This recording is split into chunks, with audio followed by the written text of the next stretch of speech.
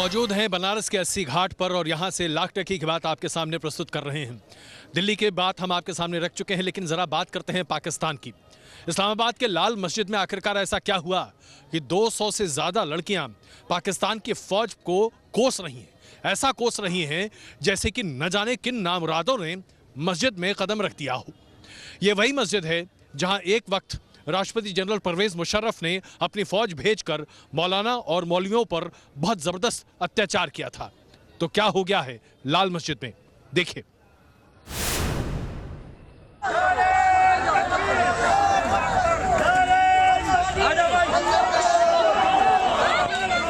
आधी रात को मजहबी नारों के साथ लड़कियों की फौज लेकर एक मौलाना आया है।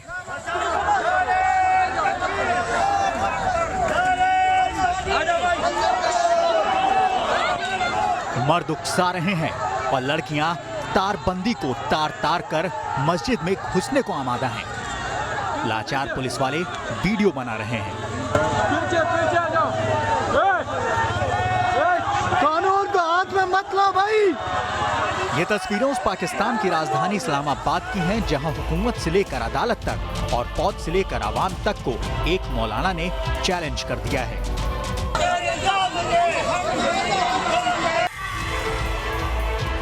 इस्लामाबाद की कुख्यात लाल मस्जिद में एक बार फिर वही मौलाना अब्दुल अजीज घुस गया है। उसने पाकिस्तान के सुप्रीम कोर्ट से लेकर पाकिस्तानी फौज और इमरान सरकार सबको इन लड़कियों की बदौलत चैलेंज किया है। मौलाना इस मस्जिद के अंदर है और बाहर लड़कियां उसकी पहरेदारी कर रही हैं। मौलाना को रोटी पानी बंद कर दी गई, लेकिन वो 20 कनाल जमीन पर से कब्जा खाली करने को तैयार नहीं है। हमारा खाना कल से बंद किया, मैंने कहा साथियों से ये पत्ते भी खा सकते हैं, कौन सा मसला है। जिस लाल मस्जिद में मौलाना ने दर्जनों कत्ल करवा दिए, उस जमीन पर कुंडली मारे बैठा मौलाना दूसरे कट्टरपंथियों से समर्थन मांग रहा है। अरे कल से खाना नहीं छोड़ रहे, पत्ते तो बहुत यहाँ दरख्तों के पत्ते, तो हम खाएं इसको, कौन सा आसमान टूट जाएगा। मौलाना फजल रहमान साहब को, मौलाना अहमद लुधियानवी को आना चाहिए, हमारे साथ पत्ते खाने चाहिए। दरअसल 2007 के कांड के बाद मौलाना अजीज को लाल मस्जिद से भगा दिया गया था। वहां आमिर सिद्दीकी नाम के नए मौलाना को रख दिया गया था। लेकिन जैसे ही पाकिस्तान ने हाफिज सईद को सजा का ऐलान किया, कट्टरपंथियों ने अपनी ताकत दिखा दी। मौलाना सिद्दीकी को लाल मस्जिद से हटा दिया गया और आतंकियों का आका मौलाना अजीज जनवरी के आखिरी हफ्ते में लाल मस्जिद में घुस गया। अब वो मस्जिद छोड़ने को तैयार नहीं है। पाकिस्तान में कट्टरपंथी सुन्नी राष्ट्र बनाने के मिशन पर काम करने वाला अजीज आतंकी संगठनों का खास है। अलकायदा से लेकर लश्कर तक और जैश-ए मोहम्मद से लेकर तहरीके तालिबान पाकिस्तान तक की खुली हिमायत करता है। उसने 2007 की तरह ही एक बार फिर इमरान सरकार को चैलेंज किया है। Team news nation. चीन के दबाव में तब के राष्ट्रपति जनरल परवेज मुशर्रफ ने लाल मस्जिद में पाकिस्तान की फौज को भेजा था। लेकिन दरअसल इन मौलानाओं के दम को ही आप कह सकते हैं कि मौलाना आज भी लाल मस्जिद में उतने ही ज़्यादा प्रभावशाली हैं। और सबसे बड़ी बात तो ये है कि लाल मस्जिद से पाकिस्तान की हुकूमत को चुनौती दे रहे हैं। इस्लामाबाद की लाल मस्जिद का कभी अपना कानून होता था। मस्जिद में बैठकर मौलाना अब्दुल अजीज और उसका भाई अब्दुल राशिद गाजी अपनी हुकूमत चलाते थे। मस्जिद के अंदर मौलाना अदालतें लगाता था। मस्जिद में अगवा विदेशी नागरिकों के बदले डील होती थी। यहाँ तक कि अपने रेडियो स्टेशन से मौलाना हुक्म जारी करता था। लेकिन चीनी नागरिकों को अगवा करके मौलाना अजीज ने गलती कर दी। मुशर्रफ ने मस्जिद पर अटैक करा दिया। साल 2007 की जुलाई में 3 तारीख से मुशर्रफ ने लाल मस्जिद पर एक्शन शुरू किया। मौलाना ने मस्जिद के अंदर इतने गोले बारूद जमा कर रखे थे कि फौज पर गोलियां बरसने लगी। मस्जिद की बिजली पानी का कनेक्शन काट डाला गया था। लेकिन आतंकियों ने 1 हफ्ते तक पाक फौज का मुकाबला किया। 1 हफ्ते तक इस्लामाबाद रॉकेट, ग्रेनेड फायरिंग और बमों के धमाके की आवाज से दहलता रहा। आतंकियों से लाल मस्जिद को खाली कराने में 11 फौजी, 14 नागरिक, 84 आतंकी मारे गए थे। और इस सब का जिम्मेदार वो मौलाना अब्दुल अजीज था जो बुरका ब्रिगेड के बीच छिपकर बच गया था। इस मौलाना को कुछ वक्त के लिए जेल में भी डाला गया था। लेकिन पाकिस्तान की अदालतों में उतनी ताकत नहीं कि कट्टरपंथियों के खिलाफ फैसला दे दे, लिहाजा मौलाना रिहा हो गया। इतना ही नहीं, मौलाना को सरकार से 3.5 करोड़ रुपए भी मिले और इस्लामाबाद में 20 कैनाल जमीन भी। ये जमीन भी सरकार ने लाल मस्जिद के साथ ही दे दी है, जिस पर मौलाना ने जामिया हफ्सा की इमारत बना डाली और अब तो लाल मस्जिद पर भी कब्जा कर रहा है। Team news nation. और आइए अब आपको दिखाते हैं कैसे पाकिस्तान की सेना को मुंह चिढ़ा रहे हैं बालूच लगातार पाकिस्तान की सेना पर हर तरह से हमला कर उन्हें हर तरह से शर्मिंदा करने की कोशिश कर रहे हैं, लेकिन पाकिस्तान की फौज जुल्म की इंतहा कर रही है। बच्चियों को, लड़कियों को यूनिवर्सिटी से अगवा किया जा रहा है, उन्हें गायब कर दिया जा रहा है। बलूच लगातार इसके लिए प्रदर्शन कर रहे हैं, लेकिन पाकिस्तान में बलूचों की कोई सुनवाई नहीं है।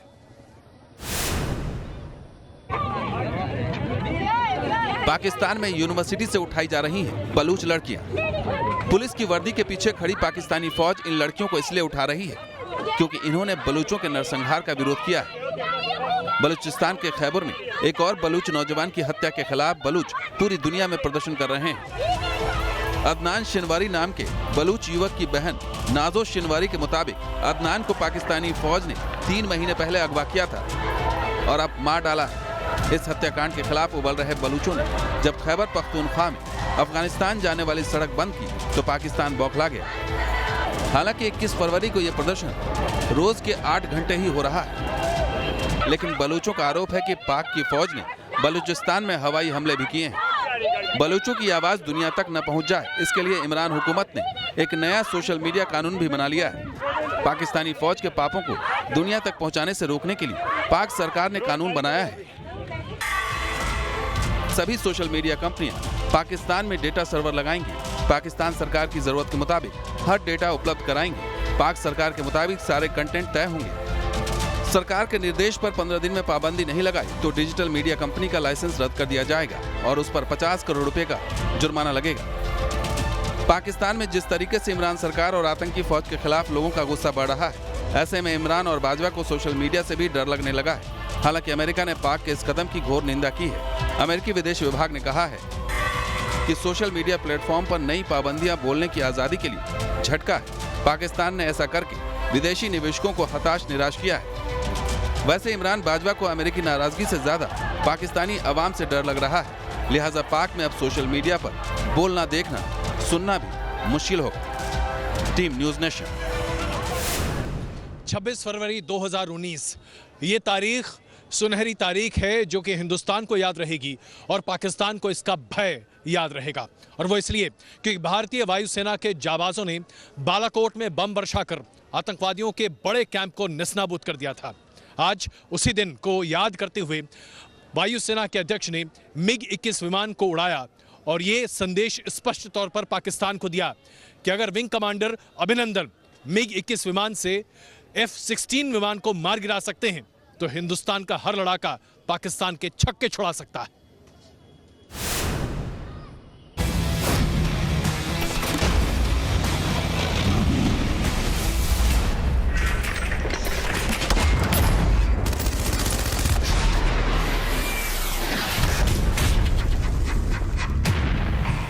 आतंक के कुनबे में जब भी हलचल होगी उसका अंजाम भी कुछ इसी तरह होगा।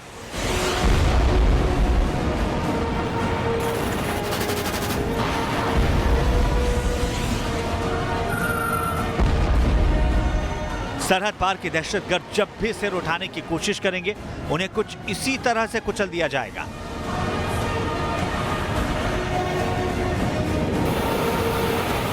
क्योंकि हिंदुस्तान ने ऐलान कर दिया है कि अगर पाकिस्तान ने अब भी आतंक का साथ नहीं छोड़ा तो इस बार अंजाम सर्जिकल स्ट्राइक और एयर स्ट्राइक से कई गुना भयानक होगा। The message was clear. At the government level, it was a clear message that any attacks orchestrated from across the border will not be acceptable at all. So the message is very clear that it will no longer be status quo. If there is an attack orchestrated from across, there will be a response and it will be a robust response. 26 फरवरी 2019 को कुछ इस तरह बालाकोट में मिराज से जैश के आतंक के अड्डों पर बम की बारिश हुई। तब भारतीय शूरवीरों ने अदम्य साहस दिखाते हुए पाकिस्तान की सीमा में घुसकर इस ऑपरेशन को अंजाम दिया। एयर चीफ मार्शल भदौरिया ने पाकिस्तान को 1 साल बाद फिर वो मंजर याद दिलाया है और कहा है कि भारतीय वायुसेना पाकिस्तान के किसी भी टारगेट को हिट करने के लिए हर वक्त तैयार है। whenever the requirement comes, whatever be the target, be it close, be it deep, whatever target is selected in response to any Pulwama type of attack by the adversary, we will take on. There is no doubt. We are better placed. We are in a position to take on any target, any depth. ये Balakot strike का ही दम है कि जिस पाकिस्तान को आतंकी स्वर्ग समझ रहे थे, अब उन्हें वहां पे भी डर लगने लगा है। भारतीय वायुसेना और एयर चीफ मार्शल का संदेश साफ है कि अगर पाकिस्तान ने मामूली गुस्ताखी भी की तो भारत घर में घुसकर मारने में वक्त नहीं लेगा। News nation. अमेरिकी राष्ट्रपति डोनाल्ड ट्रंप जब भारत की यात्रा पर थे तो उन्होंने स्पष्ट तौर से कहा था कि यह अधिकार हर देश का है कि वो अपनी सीमाओं की हिफाजत के लिए कुछ भी कर सकते हैं। ऐसे में जब भारतीय वायुसेना के शूरवीरों ने पाकिस्तान अधिकृत कश्मीर में बालाकोट पर बम बरसाए थे और आतंकवादी कैंपों को नस्ताबूद किया था, तो यह स्पष्ट है कि भारत खुद आतंकवाद से अपने आप को बचा रहा है। लेकिन पाकिस्तान को इस बात की सनद होनी चाहिए कि अगर सीमा पार से आतंकवाद हुआ और उसे अंजाम दिया गया तो उसके बदले ऐसी ठोस कार्रवाई होगी कि पाकिस्तान में ईंट का जवाब पत्थर से दिया जाएगा।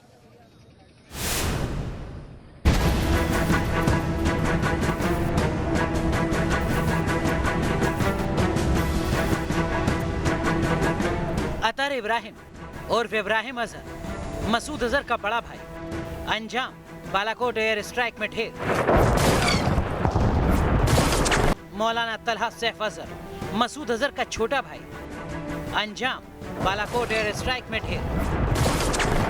यूसुफ अजहर उर्फ उस्ताद गौरी, मसूद का साला, अंजाम बालाकोट एयर स्ट्राइक में ढेर। मुफ्ती अजहर, मसूद का प्यादा, अंजाम बालाकोट एयर स्ट्राइक में ढेर। जिस तरह हिंदुस्तान ने बालाकोट में बम बरसा कर बदला पूरा किया, उसके बाद साफ हो गया अजहर तेरे टुकड़े हो।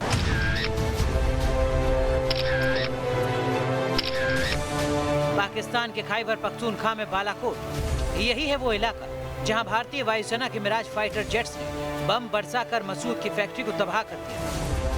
इस एयर स्ट्राइक में न सिर्फ मसूद का आधा आतंकी खानदान खत्म हो गया, बल्कि मसूद की आतंकी फैक्ट्री भी धुआं-धुआं हो गई।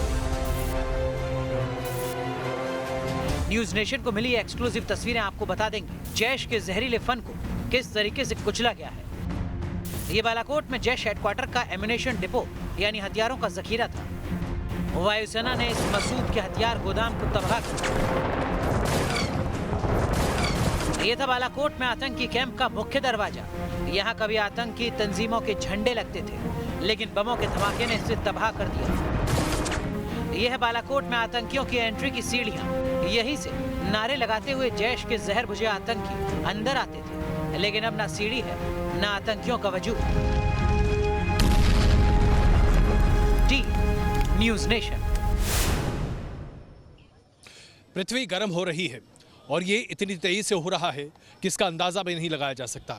पर्यावरण का प्रदूषण इसका सबसे बड़ा कारण माना जा रहा है, लेकिन अंटार्कटिका में इसका असर इतने बड़े पैमाने पर देखा जा रहा है जिसे आप काल्पनिक नहीं बल्कि विचित्र कह सकते हैं। और वो इसलिए क्योंकि अब अंटार्कटिका में बर्फ का रंग सफ़ेद से गुलाबी हो रहा है। आखिरकार क्या वजह है?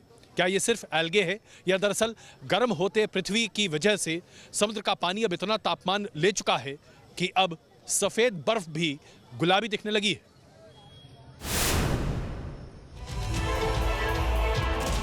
बर्फ पर पड़े ये लाल निशान क्या किसी बड़े खतरे की तरफ इशारा कर रहे हैं? बर्फ का यूं लाल होना क्या कुदरत के गुस्से की तरफ इशारा कर रहा है? अंटार्कटिका जैसे बर्फीले इलाके में सुर्ख रंग के क्यों हो रहे हैं आइसबर्ग? इन तस्वीरों को गौर से देखिए। बर्फ पर पड़े लाल निशान क्या इशारा कर रहे हैं? इसे वाटरमेलन स्नो कहा जा रहा है। अंटार्कटिका में रिसर्च कर रहे वैज्ञानिकों की टीम यहां बड़े पैमाने पर वाटरमेलन स्नो की वजह से हैरत में है। बर्फ पर यह लाल निशान सबसे ज्यादा अर्जेंटीना आइलैंड पर देखा जा रहा है। जानकारों के मुताबिक ये एक तरह का शैवाल है जो गर्म वातावरण में पनपता है। वैज्ञानिकों के मुताबिक अंटार्कटिका में पिघलती बर्फ और बढ़ता तापमान वाटरमेलन इफेक्ट के लिए जिम्मेदार है। अंटार्कटिका के इतिहास में सबसे गर्म तापमान 18.3 डिग्री सेल्सियस 6 फरवरी को दर्ज किया गया था। अगर गर्म तापमान यूं ही बना रहा तो पूरी दुनिया को इसका खामियाजा भुगतना पड़ेगा। समंदर के वाटर लेवल में इजाफा सबसे बड़ी मुसीबत बनकर सामने आ सकता है। जानकारों के मुताबिक अगर कार्बन उत्सर्जन को कम नहीं किया गया तो धरती को ग्लोबल वार्मिंग के खतरनाक नतीजे झेलने पड़ सकते हैं। Team news nation. अंतरिक्ष में यूएफओ है, इसे लेकर हमेशा तरह तरह की बातें सामने आती रही हैं, लेकिन आइए अब आपको ले चलते हैं अर्जेंटीना, जहां पर यूएफओ के अस्तित्व को लेकर सवाल नहीं खड़े किए जाते बल्कि एक प्रॉपर फेस्टिवल होता है। जी हाँ, एक फेस्टिवल। सड़कों पर लोग यूएफओ की पोशाक पहनते हैं, वहां तरह तरह से अपने आप को ड्रेसअप करते हैं और उसके बाद सड़कों पर बाहर निकलते हैं और एक ज़बरदस्त नज़ारा होता है अर्जेंटीना में।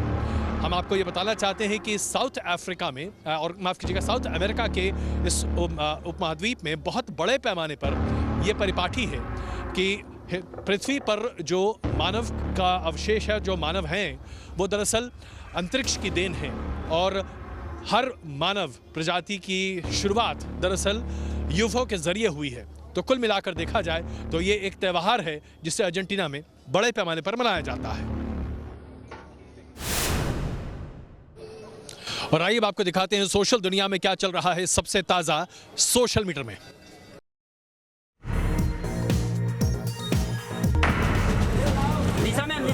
बॉलीवुड दीवा दिशा पाटनी के बॉडीगार्ड का एक कैमरा पर्सन के साथ झगड़ा हो गया।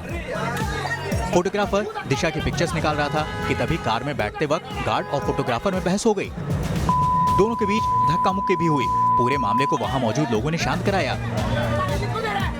इस घटना पर दिशा पाटनी के मैनेजर ने माफी मांगी। ये वीडियो जमकर वायरल हो रहा है। एक ओर जहां दिशा के बॉडीगार्ड की हरकत वायरल हुई तो वहीं दूसरी ओर सोशल मीडिया पर दिशा पाटनी का नया गाना फैंस का दिल लुभा रहा है। टाइगर श्रॉफ ने बागी 3 के गाने डू यू लव मी का टीजर शेयर किया, जिसमें दिशा गजब का डांस कर रही हैं। बनारस के 80 घाट से हम आपके लिए लेकर आए हैं लाख टके की बात और अपने दर्शकों के साथ एक बार फिर अपील करना चाहते हैं। दिल्ली में शांति बहाली और सौहार्द को बनाए रखने की हर संभव कोशिश की जानी चाहिए, क्योंकि अगर दिल्ली शांत तो देश शांत। आखिरकार बनारस का यही तो सबसे बड़ा संदेश है, हिंदुत्व का यही तो मतलब है, शांति और परम शांति। लाख टके की बात में आज के लिए बस इतना ही। लगातार देखते रहिए न्यूज़ नेशन।